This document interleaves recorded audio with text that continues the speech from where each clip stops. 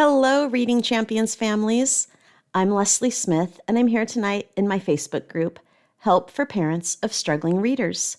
Every Wednesday night at 8 p.m. Pacific Time, you'll find me here with a new training for parents, packed with as much helpful, actionable information as I can make it. Tonight I'm here with 10 reasons you should still read aloud to your struggling reader. I am so passionate about this for so many reasons. Kids who are struggling to learn how to read should never be deprived of the benefits I'm going to talk about tonight. So let's get started.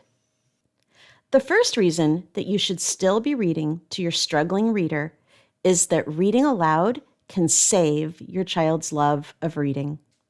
Reading aloud can help children maintain or develop a love of reading and head them off before they become a reluctant reader. For kids who are struggling, reading often isn't very fun at all, and they easily become discouraged. This can lead to them developing a dislike of reading or becoming a reluctant reader, which is the last thing we want to have happen. When we keep reading aloud awesome books, we can keep their love of reading alive or build it back if they've already become discouraged. The second reason that you should keep reading aloud to your struggling reader is that it can increase motivation to learn how to read. When we provide a joyful read-aloud experience for struggling readers, we provide a light at the end of the tunnel, showing them what they have to look forward to. This can be very motivating. The third reason is that reading aloud improves vocabulary. Struggling readers are often practicing their decoding skills on text that is below their intellectual level or their comprehension level. And that's fine. It's what they need to become skilled at decoding. When we choose more challenging text to read aloud, we can expose them to rich language and complex vocabulary that they are not encountering in their own reading yet. The fourth reason is that reading aloud improves comprehension. Simple texts do not provide much opportunity for higher level thinking. In a very authentic, natural way, quality read-alouds provide exposure to concepts and skills such as sequencing, cause and effect, and visualization, as well as opportunities to develop inferential thinking and much more. The fifth reason that you should still be reading aloud to your struggling reader is that reading aloud improves listening skills. Reading aloud cultivates active listening, helping kids move beyond just hearing words to processing information. They learn to follow the rhythm and sentence structure of our language, which carries over to better listening in other settings too. Reason number 6, reading aloud increases attention spans. Reading aloud draws kids' attention and pulls them in. Listening to a read aloud provides an opportunity to develop sustained concentration and stamina. Kids who are able to pay attention during a read aloud are training their brains to maintain focus on the reader, or in other settings, on the speaker. Reason number 7, reading aloud develops background knowledge. Background knowledge is essential for understanding concepts introduced in other school subjects and encountered in everyday life.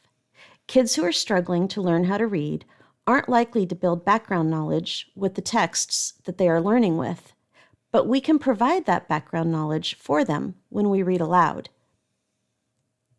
Reason number 8, reading aloud can strengthen your family. Reading aloud fosters strong family relationships by building shared interests and providing topics for lively discussions. It can be a fantastic shared experience for families, building bonds on the foundation of shared enjoyment. It's quiet time spent together with minimal distractions and opportunities for relaxed chatting. Nothing is more fun than having the whole family fall in love with a book and share the excited anticipation for the next chapter. Choose books that have some connection to your family, a place you have visited, a challenge you have faced together, or an activity that you have shared, and then enjoy the conversation that naturally results. Reason number 9 that you should still be reading aloud to your struggling reader. It models fluency. If your child is struggling to decode smoothly at an appropriate rate, with good expression and voice tone, reading aloud is a powerful way for you to provide a model of what this sounds like. And reason number 10, reading aloud provides access and levels the playing field. Find out what your child's peers are reading, or do a Google search for appropriate books for your child's age group, and then choose from those for your read alouds. This is a great way to make sure that your child isn't missing out on these shared childhood experiences. You can also use read alouds to help your child pursue their passions. Think about your child's interests and then find fiction and nonfiction books to read aloud. I hope this training has motivated you to keep reading aloud to your struggling reader. Comment below and tell me which reason you found most compelling, which one really spoke to you. And if you found this training helpful, please share it with a friend.